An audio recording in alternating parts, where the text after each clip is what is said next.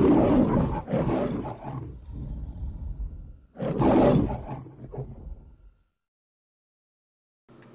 folks, and welcome to another episode of Mingles with Jingles. Did you all have a good weekend? Yeah, well, forget it, because now it's Monday. And before I forget again, and I'm constantly forgetting to do this at the beginning of Mingles with Jingles every week, a big thank you once again to everybody who supports me on Patreon. Thanks to your support, Mingles with Jingles is advert free every week. And because I really don't say this enough, a very heartfelt thank you from me to everybody who does support me on Patreon, particularly those who supported me during the deepest, darkest days of the YouTube adpocalypse, when I was basically working for nothing. Every video I had uploaded was getting demonetized, usually within hours of it being published. And YouTube is demonetizing so many videos that it took days to get a video appealed.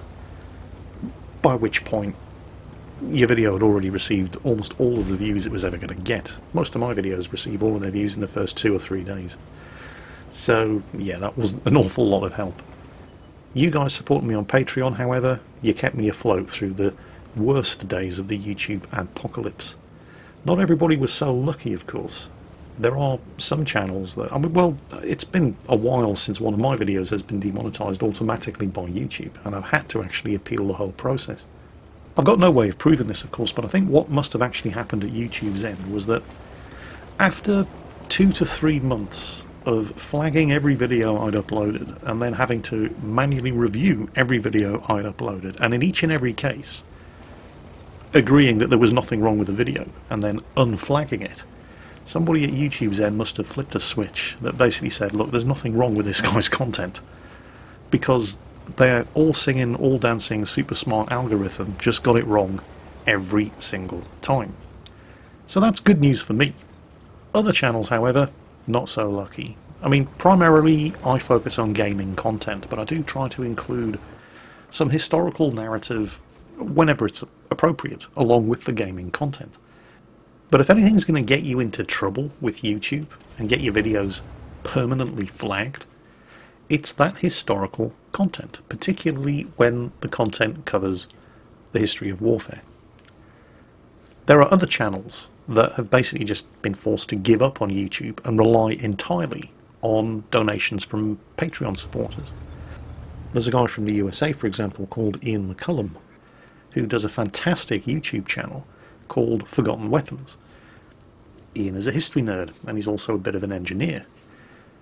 The only problem for Ian is that, well, his historical subject of choice is the history of firearms, and YouTube doesn't like that.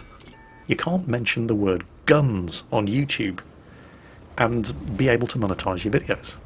They shit their pearly pink panties at the suggestion that anybody might be interested in firearms. And it's a real shame, because I find channels like this absolutely fascinating. Not so much the YouTube channels where it's just somebody standing on the firing range blazing away with whatever weapon they happen to have in their hands and then giving a thumbs up to the camera. Although people like FPS Russia have managed to do very well for themselves doing pretty much nothing but that.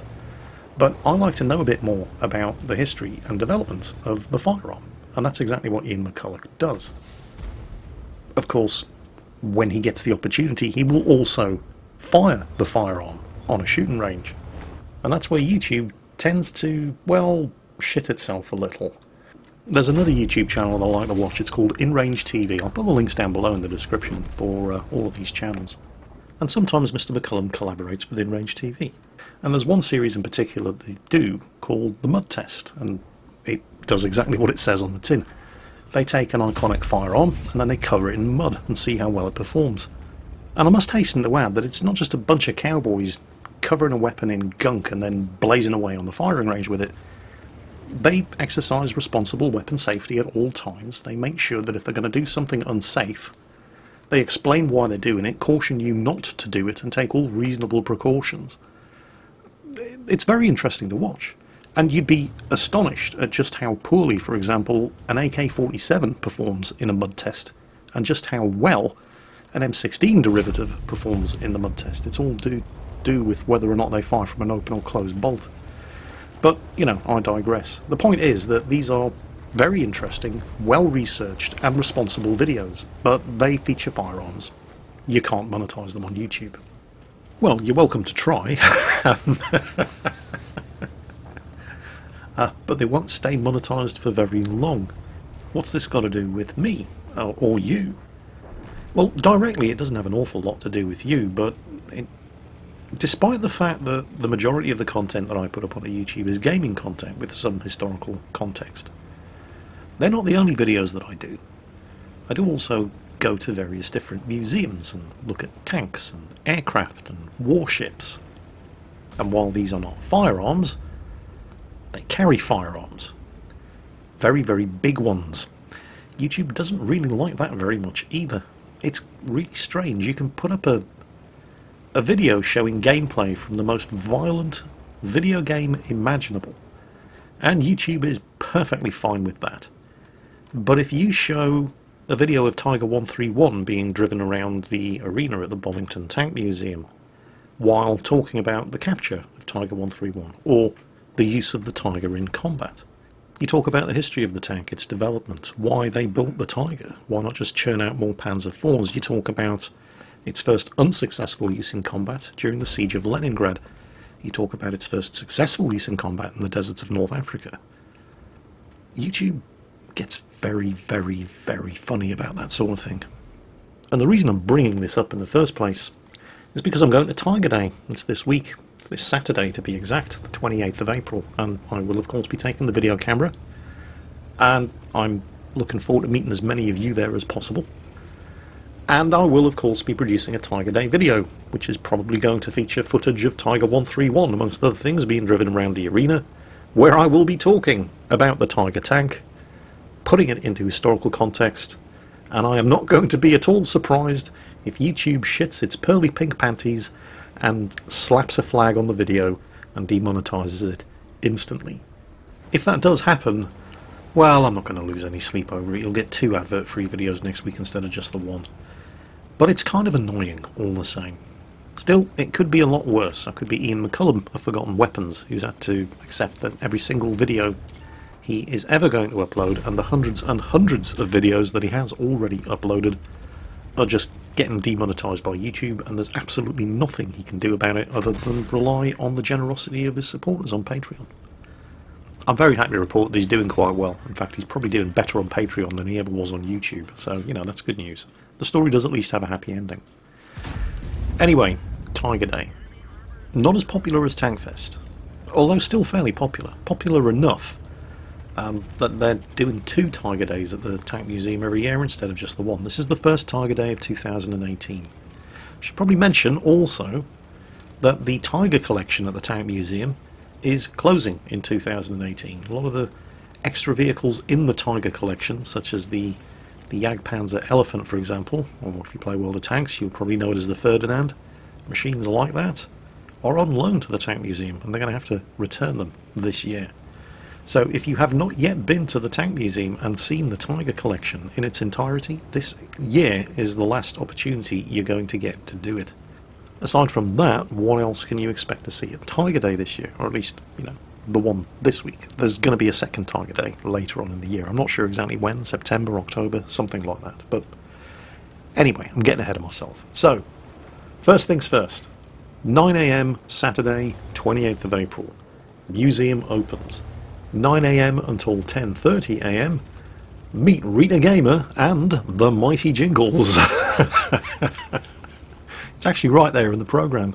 Meet and greet the YouTube stars. Apparently it's taking place in the Sherman Room, which is not what I was expecting. On previous events at the Tank Museum, they've set up a marquee tent outside the museum. Although it's April, April's a very wet and windy month in the UK, it probably makes much more sense to move it indoors. I mean, I'll be fine, I'll be sitting inside the tent, it's you guys who are going to get wet. So, now, the good thing is, we've done this sort of thing at Tankfest before as well, but there's a lot of people go to Tankfest. I mean, there's a fair number of people go to Tiger Day as well, so much so that they've had to put 2 Tiger Days on this year. But it's still not attended as well as Tankfest. And I don't really get to spend quite as much time talking to everybody as I would have liked. The benefit of doing this sort of thing at Tiger Day as well as at Tankfest is that with fewer people coming to Tiger Day, I could afford to spend a bit more time with everybody as an individual. So that's an hour and a half, 9 AM till 10:30 AM at the Sherman Room inside the Tank Museum.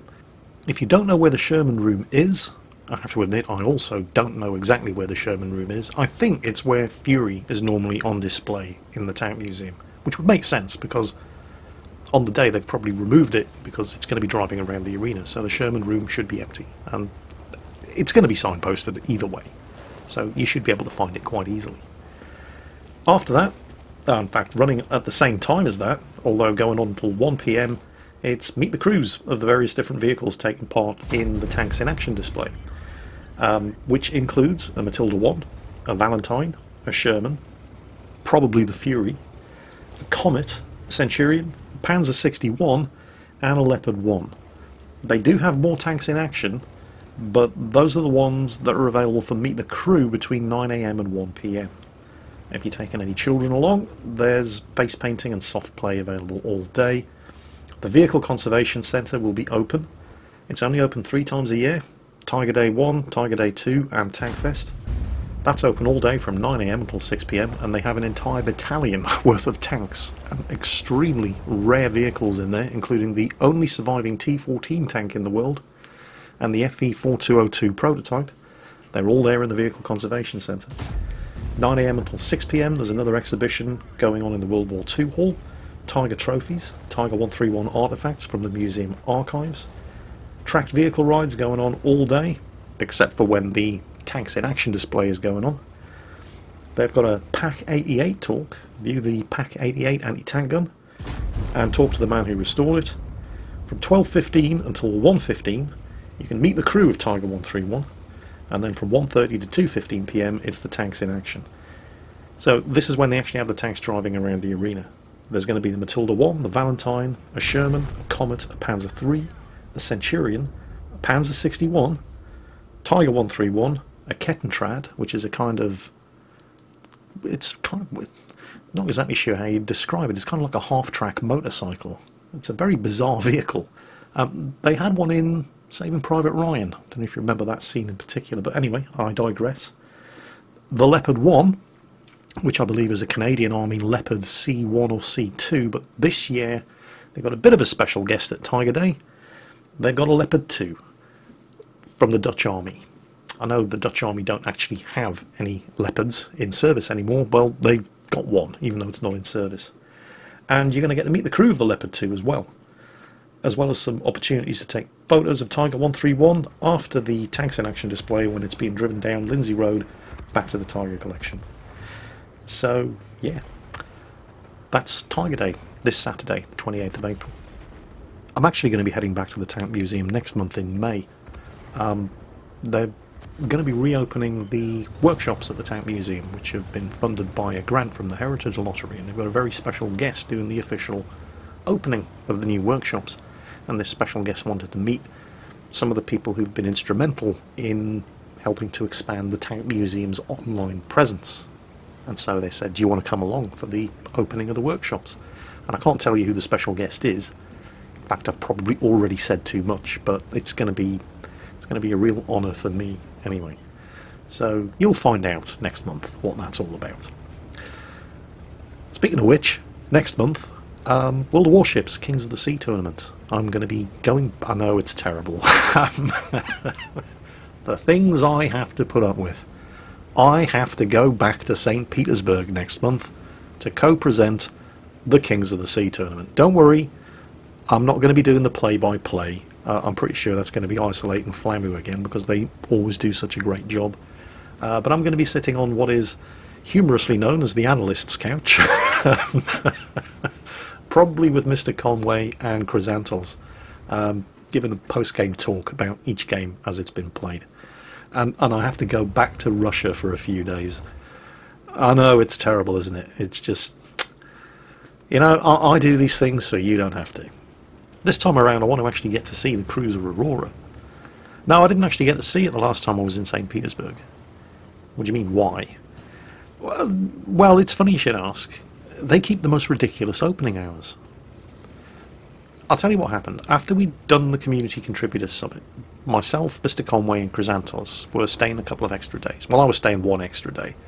Mr. Conway and Chrysantos had some business to do at the Wargaming St. Petersburg's offices. So Chrysantos was busy on the Thursday, once everybody had finished doing everything as far as the community contributors summit was concerned, but Mr. Conway had the Thursday off. So we decided we were going to go and, amongst other things, see the cruiser Aurora. Turns out it actually shuts at 4 PM in the afternoon, and they sell the last ticket to get on board and have a look around at 3 PM in the afternoon. We of course went on Thursday afternoon, so yeah, it just wasn't going to happen. I thought, no, that's alright. I'm flying home tomorrow on Friday, but I'm not flying until the middle of the afternoon, so I can just come back in the morning. Nope. Shut all day on a Friday. Oh, you've got to be kidding. So, well, yeah, perhaps I should have done a little bit of investigation before blowing a chance to see a unique piece of naval history, but I thought, well, that's it. I'm never going to get to see the cruiser Aurora. Available in World of Warships as a premium tier 2 or 3 cruiser. I can't remember. And then Wargaming said, do you want to come back to St. Petersburg and help present the Kings of the Sea? Well, hey! I'm going to get to see the Aurora at last. Fantastic. Yeah, it's great to be me. It really is. I mean, you know, I complain about things because I'm a bad-tempered old gnome, but, you know, things could be a lot worse. Oh, wait a minute. I've got to do my taxes this month. Yep, things just got a lot worse. Man, this is an incredibly depressing time of the year for me.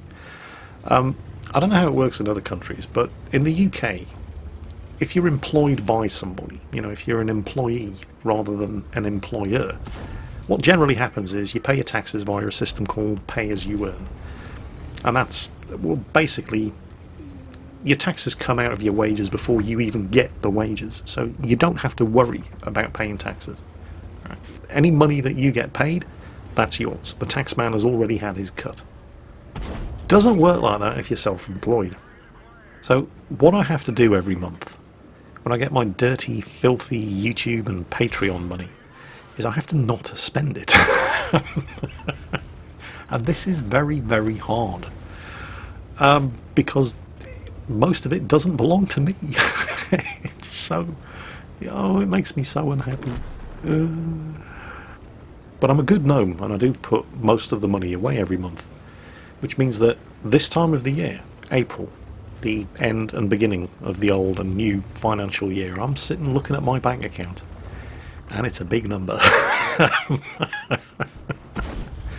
And when you're looking at a big number like that, and it's got your name on it, you can't help but imagine all of the things you could do with that big number.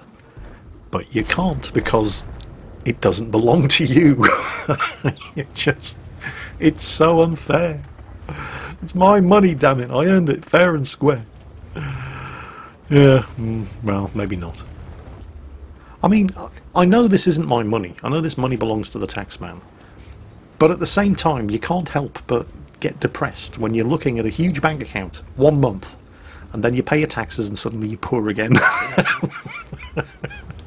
And you've got nothing to show for it. It just feels so unfair. Speaking of unfair, did you see that shot? He hit the GW Panther's gun barrel.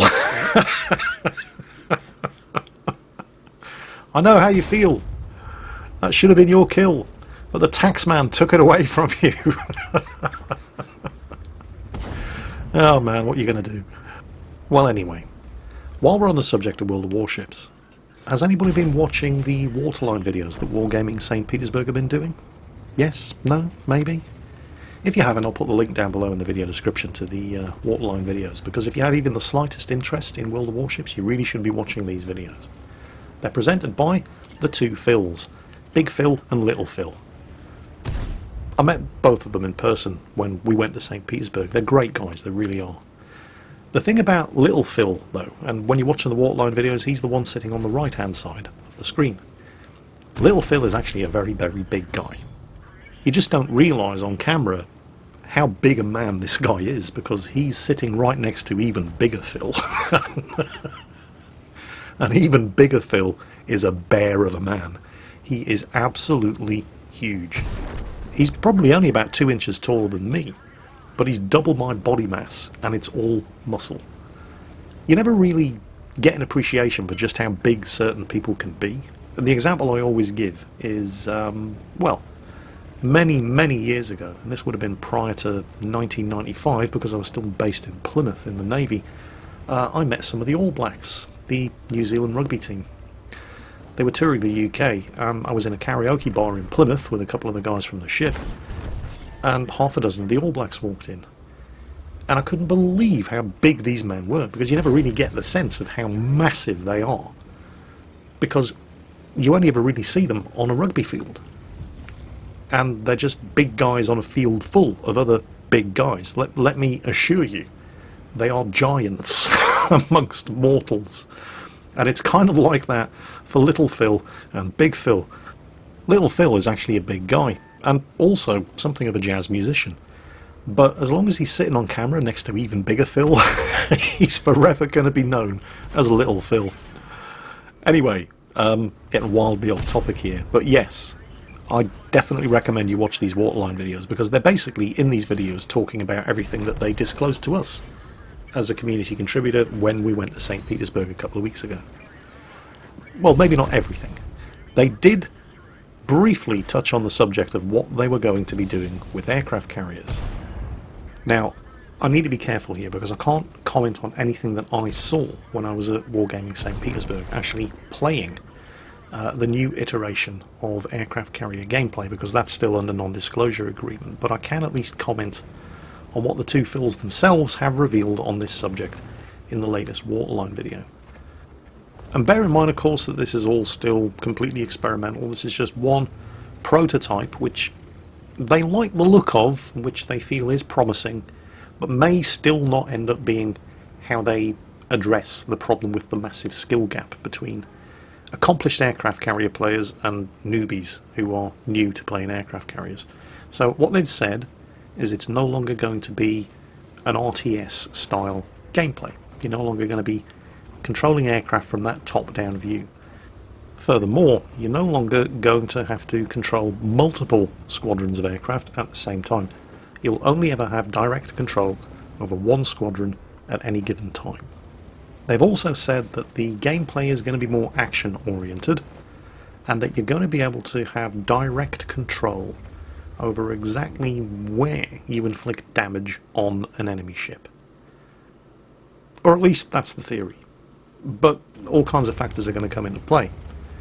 All kinds of factors should come into play. In a skill-based multiplayer game, how good are you at controlling the strike squadron and delivering the ordnance to exactly where you want it to go?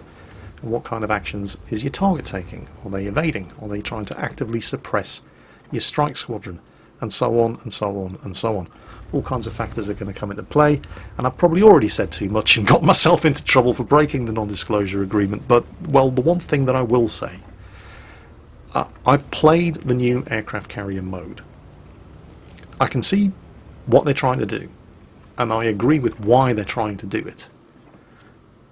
And without saying any more and get myself into potential trouble, all I'll conclude with saying is, if they go ahead and do what I can see they were trying to do with aircraft carriers in World of Warships, I might actually consider playing them. Because I'm a dirty, filthy scrub lord, and I like things to be easy. Because current aircraft carrier gameplay in World of Warships, if you plan on being any good, is far from easy. And so anything they can do to make it more accessible, while still leaving space for actual individual player skill, can only be a good thing. And hopefully, well, I'm not going to say hopefully you guys will agree, because I dare say sooner rather than later you're probably going to get the chance to have a go for yourself. They did mention something about having a go in the next ranked season. Oh wait, no, not the ranked season, the next season of clan battles. So sooner rather than later you're going to get the opportunity to have a go and judge for yourself. And on that quite literal bombshell, that's it for this week's episode of Mingles with Jingles. I hope you all enjoyed it. I hope you're all enjoying whatever the hell it is you're playing. And thank you once again to everybody who supports me on Patreon and ensures that Mingles with Jingles remains advertiser free. And as always, take care, and I'll catch you next time.